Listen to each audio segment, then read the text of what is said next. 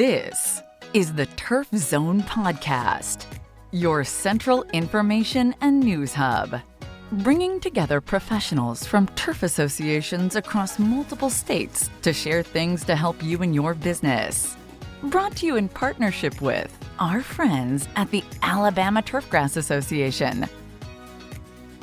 Now, let's get in the zone. Welcome to the Turf Zone.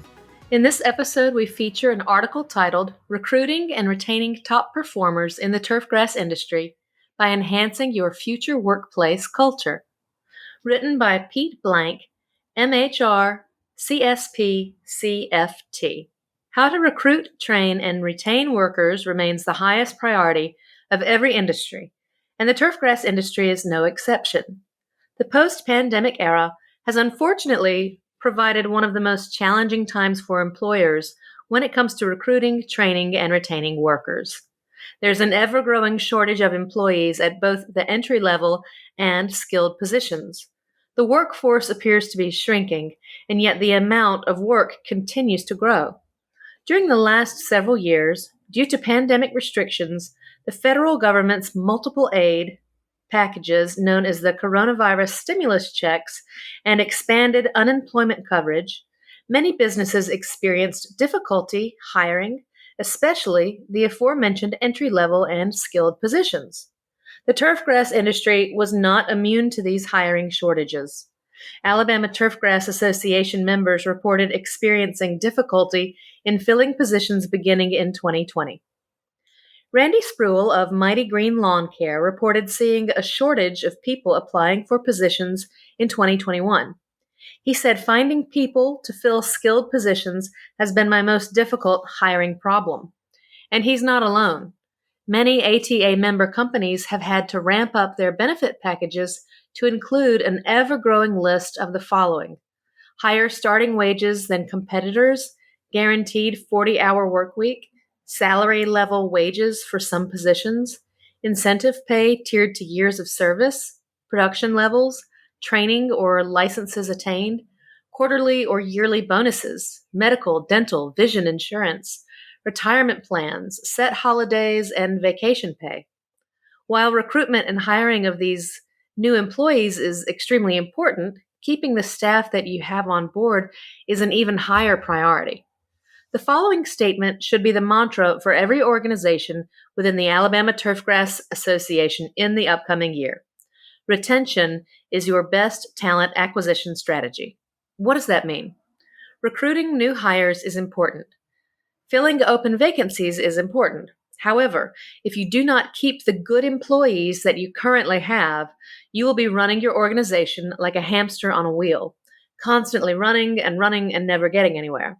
Yes, be sure to invest in recruiting strategies. Take your company's recruitment campaign to local high schools, vocational and technical schools, and college career days, as well as community job fairs. Place those ads on social media sites, your company vehicles, supply house bulletin boards, commercial signage, radio and TV, and in industry magazines. Consider placing ads in church bulletins or hiring a job recruiter. Do all the things that you normally do to recruit and fill vacancies.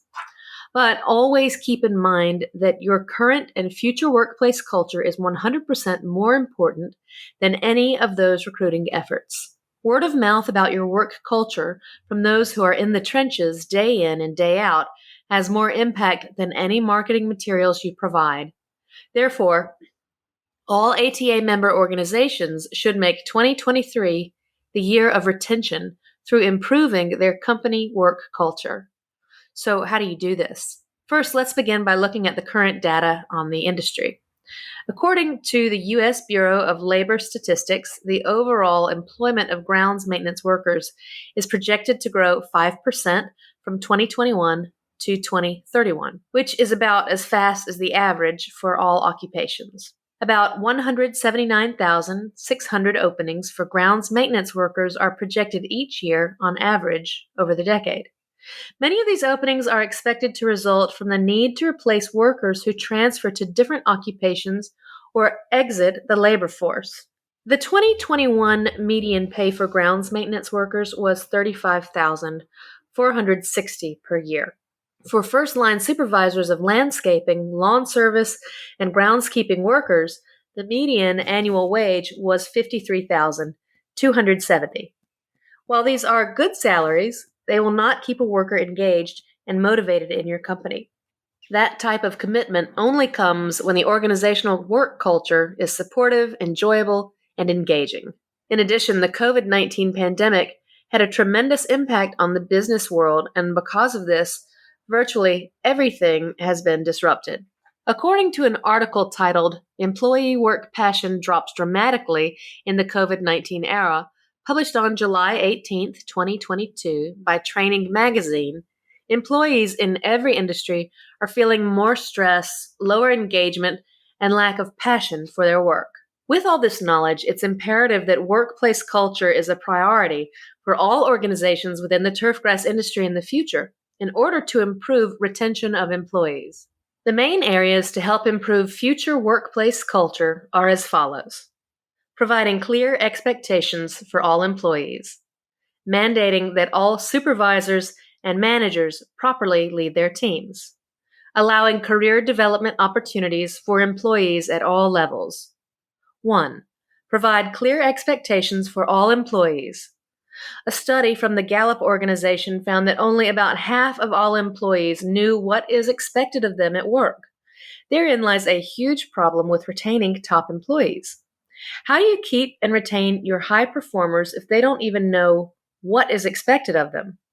All supervisors should schedule time to sit down with their direct reports and discuss expectations with them. There are 3 different levels of expectations that all supervisors should discuss with their employees: organizational expectations, managerial expectations, and job-specific expectations. The first is the organizational expectations. These should be top-down culture drivers that need to be shared with all employees. Organizations should have a mission, vision, and values that are shared with every employee at every level. This helps shape the company expectations for employees and allows the employee to understand the importance of these values and decide if their personal values match up with the company values. For example, Southern Grown Turf, based in Roanoke, Alabama, lists on their website that they are an organization of skilled and courteous professionals. That needs to be shared with every member of the company as an expectation. An employee may ask, how do we define courteous?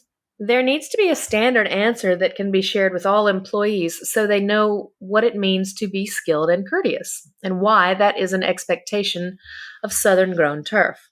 South Dallas Turf, based in Selma, Alabama, states that they provide exceptional customer service, and their website states, "We know that you have many options when choosing a supplier for your turf, so we strive to ensure our customers are 100% satisfied with their experience working with us."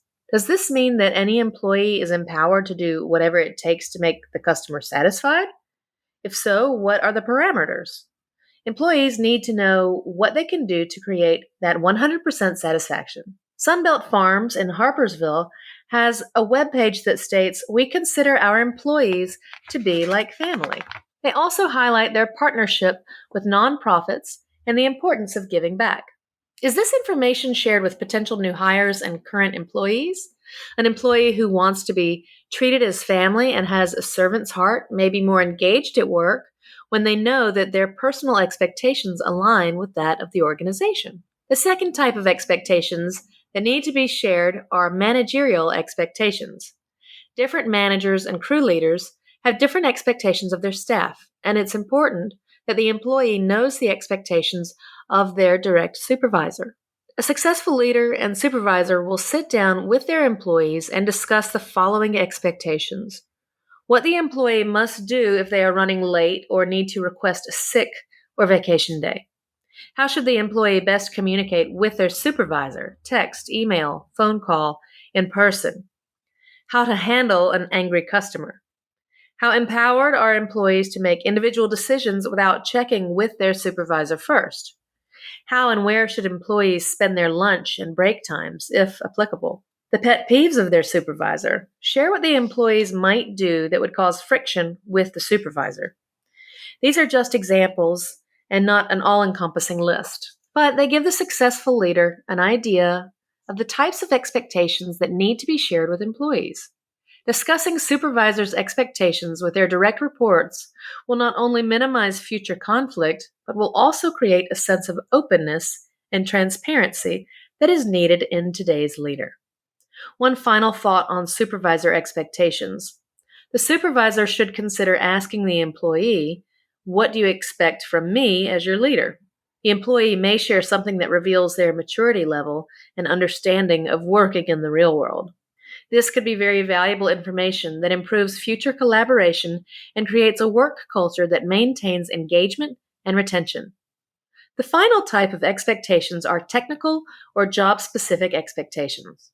These are simply how you, as their supervisor, expect the employee to get the daily tasks accomplished and how you prefer the work be completed in the most efficient and effective ways. Examples of technical expectations are how to properly maintain and use tools and equipment, how to clean and store tools and equipment, when to do preventative maintenance on a tool or piece of equipment, and so on. These are a few of the simple expectations that should be discussed with each employee for using just tools and equipment. Similar technical expectations should be discussed for every major task category, such as how to properly mow, fertilize, apply pesticides, irrigate, and measure and document existing property conditions of new accounts. These practices would help the employee in performing the best possible job every day in the manner that is expected. If technical expectations are never shared and the supervisor just assumes the employee should know them, it may lead to conflict, confusion, and disengagement, which may lead to an employee looking for another job. Be sure to share these expectations early on during the first few weeks of training and orientation, and train all employees on the basics of their jobs. 2. Mandate that all managers and supervisors properly lead their teams. You can continue to recruit the best and the brightest employees for your Turfgrass organization, but if your managers and supervisors do not know the basics of leading people, then all of your recruiting efforts were for naught. There are literally hundreds of supervisory skills that are needed to be a successful manager. Coaching others, listening skills, handling conflict, communication skills, delegating skills, leading meetings, holding employees accountable, providing fair discipline and dismissals, looking within the company first when hiring new or open positions, celebrating with those being promoted, retiring, or when reaching certain company milestones, like finishing a huge project or getting through a season, change management, critical thinking, and more. While I cannot cover all of these, I do feel that the most essential leadership skills that will help you retain your top employees in the upcoming year is providing both constructive and positive feedback. According to the Training Magazine article previously referenced, feedback is one of the top 4 relationship dimensions that can influence an employee's perception of their relationship with their manager and supervisor. Employees work better when they perceive an environment where they receive timely, relevant, and specific information regarding their performance. The study shows that managers sharing feedback has dropped significantly over the past 10 years. Sharing feedback with employees has a significant impact on organizational commitment, job satisfaction, and perhaps most importantly, intent to remain. Many supervisors do not want to share constructive feedback with employees, or if they do, they deliver it in a manner that does not meet the employee's expectations. Here are some helpful tips to help all managers and supervisors deliver feedback. Give constructive feedback in a timely manner. Do not wait until the end of the week or the end of the year to share constructive feedback. This is like a parent collecting a list of things that a child has done wrong and then telling them all the bad things at one time. Instead, provide what is called on-the-spot feedback. After all, you want the employee to change their unacceptable behavior or actions, and they can't do that if they don't know what they are doing is wrong. Allow them to ask questions about the feedback. For example, if you tell an employee that they are not doing it right, they may not know what that means. Perhaps you are using jargon or words that they don't understand. Perhaps there's a language barrier. After you've given the employee your on-the-spot feedback, it might be good to ask them to explain what they are going to do differently next time and explain to you, in their own words, what they heard you say. The only thing worse than not sharing constructive feedback is sharing it and then having the employee walk away with no idea what it means or what to do next. Be sure to give positive feedback as well. Do your best to observe your employees doing something right. If all you do is share the negative, it's no wonder you're having a hard time retaining your employees. When they do something right or something well, be sure to give them the recognition they deserve. For some, that may be in public, and for others, it may need to be private or in a one-on-one setting. But be clear about this. Managers who do not ever recognize or thank their employees are setting up a culture of low performance. 3. Allow career development opportunities for employees at all levels. According to the Training Magazine article referenced earlier, the top 4 dimensions that have the most influence on an individual's intent to remain with their organization are meaningful work, growth, autonomy, and distributive fairness. While all of these are important, the one dimension I hear talked about the most in regard to employee retention is career growth. Career growth, in its simplest form, means an employee feels like they are working for an organization with opportunities to learn and grow in their current role, as well as the possibility of having a long-term career path. Many frontline supervisors are so thankful to have workers that they don't take the time to provide growth opportunities. Yes, the work has to be done, but if an employee senses no future with the organization, they may start looking elsewhere for a better work environment.